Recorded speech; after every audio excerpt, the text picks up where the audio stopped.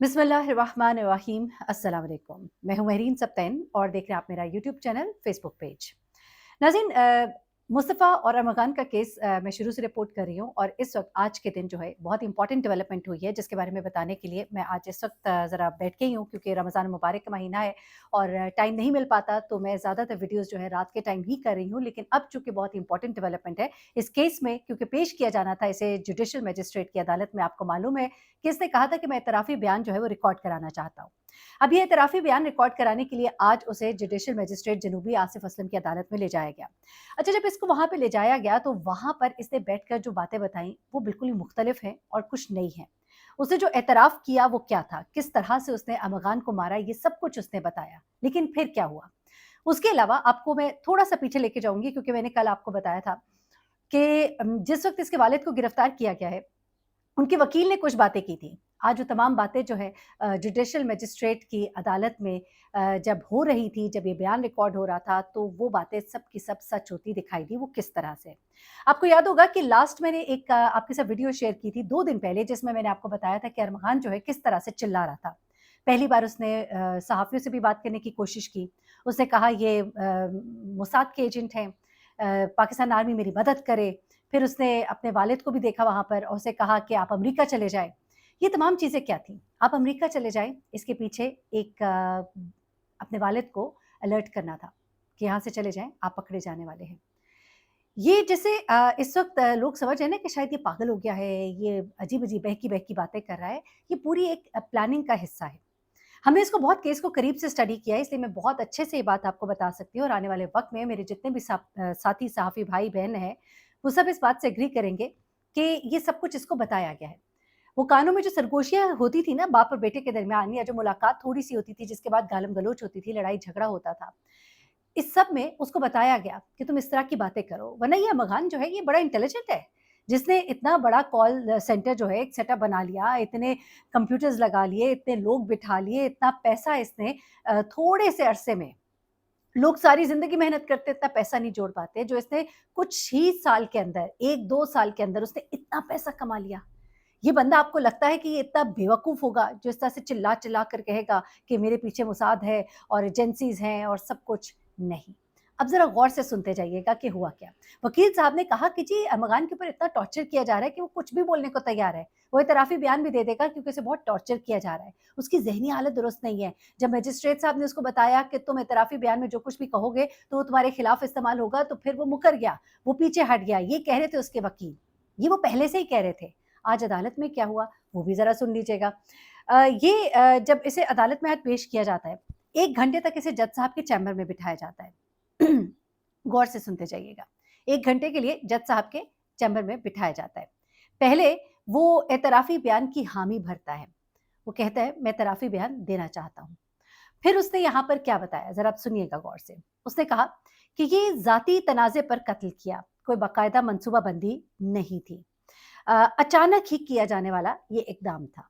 अब जब इसने ये कहा, तो फिर जज साहब ने, अदालत ने इससे सवाल किया कि आप चाहे इतराफ़ करें या ना करें, आपको जेल भेज दिया जाएगा। आप सोच लीजिए कि ये जो आप इतराफ़ कर रहे हैं, इसका आपके केस पर बड़ा ही मज़बूत असर है और फिर आप इससे पीछे नहीं हट सकते।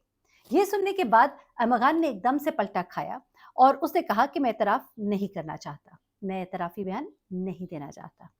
फिर उसने कहा कि जज साहब, मेरे पीछे गैर मुल्की एजेंसीज़ पड़ी हुई हैं। ये लोग मुझे मरवाना चाहते हैं। फिर उसने कहा कि मेरे ऊपर काला जादू किया जा रहा है, मेरे ऊपर काला जादू किया जा रहा है। फिर उसने कहा कि मेरे जिस्म में हर वक़्त दर्द रहता है। वो कहता है कि मैंने तो कत्ल किया ही नहीं। अब थोड़ी देर पहले जो कुछ और बोला था, अब वो कहता है मैंने तो कत्ल किया ही नहीं। वो कहता है कि मैंने तो गाड़ी के अगले हिस्से में आग लगाई। ये कदम अचानक हुआ, ये प्री प्लान नहीं था। अब देखिए अजीब-ओ-गरीब सी ये बातें कर रहा है। अब ज़रा इसको आप समझते जाइएगा। ये सब बातें जब इसने की ना, तो उसके बाद जज साहब ने क्या कहा, अब वो आप सुनेंगे तो आप हैरान हो जाएँगे। बल्कि आप हैरान नहीं होंगे, आपको समझ आएगी कि ये पूरी स्ट्रैटेजी क्या थी। अरमगान की और उसके वालिद की स्ट्रैटेजी क्या थी। वो जो मैंने कहा ना कि कानों में सरगोशियाँ बाप-बेटे के दरमियान क्या होती थी, उसमें उसको यही बताया गया। जज साहब ने दरख़्वास्त जो है इतराफ़ी बयान की, जो इन्वेस्टिगेशन ऑफ़िसर की तरफ से की गई थी, जिन्होंने ये भी कहा इन्वेस्टिगेशन ऑफ़िसर ने कि हमने इसका वीडियो बयान रिकॉर्ड किया हुआ है, जिसमें से ये तमाम बातें मानी हैं। अच्छा, अब ये दरख़्वास्त ख़ारिज कर दी गई और ये कहा गया कि ज़हनी हालत ऐसी नहीं है कि इसका बयान रिकॉर्ड कराया जाए। आपको मालूम होगा कि जब ज़ाहिर जाफ़र का भी केस था, मैं कई दफ़ा इस केस को ज़ाहिर जाफ़र के केस के साथ रिलेट करती हूँ, इसको बताती हूँ ज़रा समझाने के लिए कि ज़ाहिर जाफ़र भी जगह-जगह ऐसी हरकतें करता था कि मैं पागल हूँ, मैं ठीक नहीं हूँ, लेट जाना, कुछ अजीब-ओ-गरीब सी हरकतें करना, जिसमें पूरी कोशिश की गई, मेडिकल बोर्ड्स बिठाए गए ये ज़ाहिर करने के लिए कि ज़ाहिर जाफ़र की दिमागी हालत ठीक नहीं है। लेकिन फिर ये कहा गया उसी बोर्ड की तरफ से कि नहीं, वो बिल्कुल दिमागी तौर पर ठीक है। अब यहाँ पर इसने जो हरकतें की हैं, उससे ये बताने की और ये प्रूव करने की कोशिश थी, जिसका आगाज़ उसने आज से 2-3 दिन पहले कर दिया था और इसका नतीजा ये हुआ कि आज अदालत में बैठ के जब उसने कभी इधर की हाँकी, कभी उधर की हाँकी, कभी काले जादू की बात की और फिर काले जादू से लेके गाड़ी को जलाने तक मान गया, फिर उसके बाद गाड़ी पूरी जलाने के बजाय अगले हिस्से को जलाने तक मान गया, फिर उसने ये कहा कि मैंने तो फेट पर, किस्मत पर छोड़ दिया था। मैंने तो उसको मारा नहीं था। मैंने तो छोड़ दिया था कि शायद वो बच ही जाता। अजीबो-गरीब बातें कर रहा था, कभी एजेंसियों की बातें कर रहा था, कभी काले जादू की बातें कर रहा था और जज साहब जो है वो कन्विंस हो गए कि इसकी ज़हनी हालत जो है वो दुरुस्त नहीं है। यानी कि वो तमाम प्लानिंग जो कि की गई थी, वो सब की सब जो है अब कामयाब होती दिखाई देती है और इस प्लानिंग का पूरा जो डिक्लेरेशन है, वो 1 दिन पहले वकील साहब जो है वो दे भी चुके थे। तो जनाब ये हुआ आज वहाँ अदालत में। अब ज़रा आगे आ जाते हैं और आपको बताती हूँ कि एक तो मैं आपको ज़रा बैग के बारे में थोड़ी-सी एक बात बतानी है क्योंकि कुछ चीज़ें हैं जो बाबर साहब ने मेरे साथ शेयर की, वो भी मैं आपको बता दूँ। बाबर सलीम जो हैं वो बहुत अच्छा इसमें काम कर रहे हैं और इस केस को बड़ा क्लोज़ली मॉनिटर कर रहे हैं, बहुत से इंटरव्यूज़ आपके लिए लेकर आ रहे हैं। हमने तो आपको बताया ना कि बैग के अंदर से आइस मिली और हमने आपको कहा कि उसके अंदर से एक पिस्तौल मिला जो कि गैर कानूनी था। लेकिन उसके अलावा वो बताते हैं कि इस बैग के अंदर से और भी बहुत सी चीज़ें मिली हैं। ज़रा आप सुनते जाइएगा। वो बैग जो उनके बाएँ कंधे पर लटका होता है, प्यूमा का बैग है ब्लू कलर का।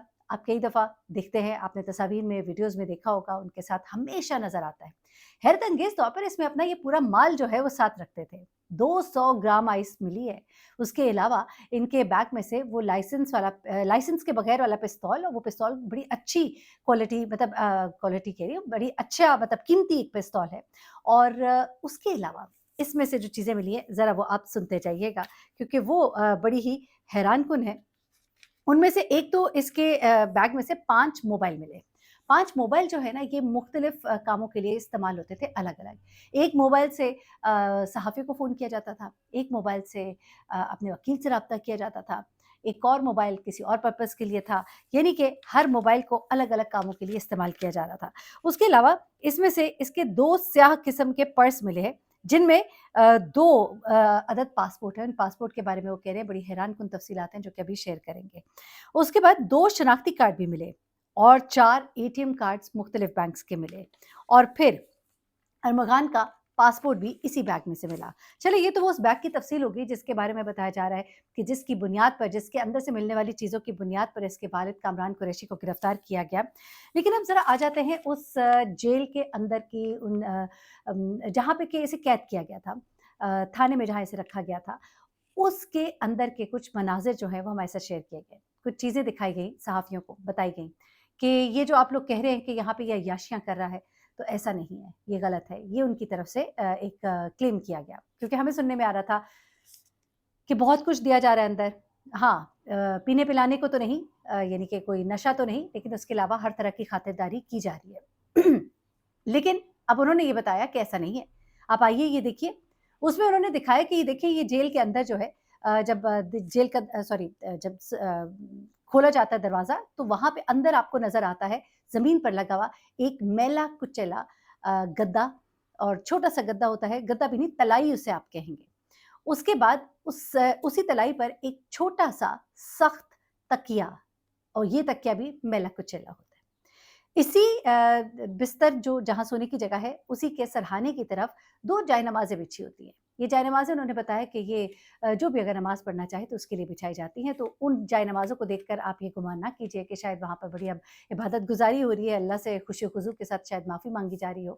क्या पता माँगी भी जा रही हो, दिल में क्या चल रहा है ये तो हम नहीं जानते। लेकिन ये जायनमाज़ जो है, ये कोई अमगान ने अपने लिए नहीं बिछवाई थी बल्कि ये यहाँ पर जेल में अंदर मौजूद होती है।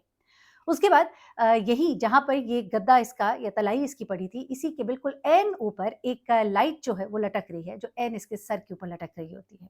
उसके बाद इसी के सरहाने की तरफ अगर दीवार में ऊपर की तरफ देखें बाएँ जानिब तो वहाँ पर एक कैमरा लगा हुआ है। ये कैमरा मैंने आपको बताया था कि बाकायदा तौर पे अदालत के इंस्ट्रक्शन पर लगाया गया था और यहाँ पर इस कैमरे से इसकी हरकत और सकनात को मॉनिटर किया जा रहा था। ना सिर्फ ये बल्कि बाहर भी एक बाकायदा तैनात किया गया था बंदे को जो कि इसकी एक्टिविटीज़ को मॉनिटर करेगा और इस कैमरे को जो मॉनिटर कर रहे हैं वो आला अफसरान है, ये बताया गया। उन्होंने कहा कि इन सब के होते में आप कैसे कह सकते हैं कि इसको अय्याशिया या इसको कोई भी किसी किस्म का अच्छा ट्रीटमेंट दिया जा रहा है। ये भी उन्होंने बताया तफ्तीशी अफसर ने कि यहाँ पर इसका बयान जो है वो रिकॉर्ड किया गया है और वो वीडियो बयान है। अब अगर इस बयान को और उस बयान को जो इसने जज साहब की अदालत में दिया, उनके चैम्बर में दिया, उसको अगर कंपेयर किया जाए तो उससे बड़े आसानी से पता लगेगा कि यहाँ पे तो पुलिस के सामने बयान देते हुए फर-फर बोल रहा है। बड़ी ही कंटिन्यूटी के साथ बोल रहा है। आपने साहिर हसन का एक बयान देखा होगा, वो बयान जितनी कंटिन्यूटी के साथ और कितने सीक्वेंस के साथ था, बिल्कुल एक ऐसा ही बयान है जो हमें बताया गया है, बगैर किसी हिकअप के, बगैर किसी रुक के, बगैर किसी हिचकिचाहट के। लेकिन जब ये जज साहब के चैम्बर में होता है तो ये कभी आएँ, कभी बाएँ, कभी शाएँ, आएँ-बाएँ शाएँ करता है। और ये वहाँ पर बैठकर जिस तरह से बात करता है तो उसमें लगता है कि इसका दिमाग जो है वो सेट नहीं है। वहाँ पर बैठकर कभी वो एजेंसीज़ की बातें कर रहा है, कभी काले जादू की बातें कर रहा है। तो ये बड़ा ही वाज़ेह है कि ये बाकायदा तौर पे प्लान किया गया है कि इसको और कहीं से रिलीफ़ मिले ना मिले तो यहाँ से रिलीफ़ मिल जाए कि इसकी जो मेंटल स्टेट है, इसकी जो ज़हनी हालत है, वो दुरुस्त नहीं है। मुलज़िम को सज़ा मिलनी चाहिए, एक ऐसा मुलज़िम जो लोगों की जान के लिए ख़तरा है। एक हमारे सहाफ़ी भाई हैं, वो बता रहे हैं कि किस तरह से उनको उसने ज़रा-सी बात पर गोली मार दी। उनकी टाँग में, तो इस तरह का बंदा जो है वो मुआशरे के लिए कितना ही ख़तरनाक हो सकता है। मैं समझती हूँ कि लोगों पर भी एक एहसान होगा कि एक ऐसे बंदे को जो है इसको बंद करके रखा जाए, इसको पकड़ के रखा जाए, लोगों के बच्चों को इससे महफ़ूज़ रखा जाए। अल्लाह ताला हम सबको हिदायत दे, हम सबके बच्चों को सीधे रास्ते पे रहने की तौफ़ीक दे, माँ-बाप को इस बड़ी आज़माइश से बचाए। अपना बहुत ख़्याल रखिएगा, मज़ीद अभी डिटेल्स आएँगी आपके साथ शेयर करूँगी। अल्लाह हाफ़िज़।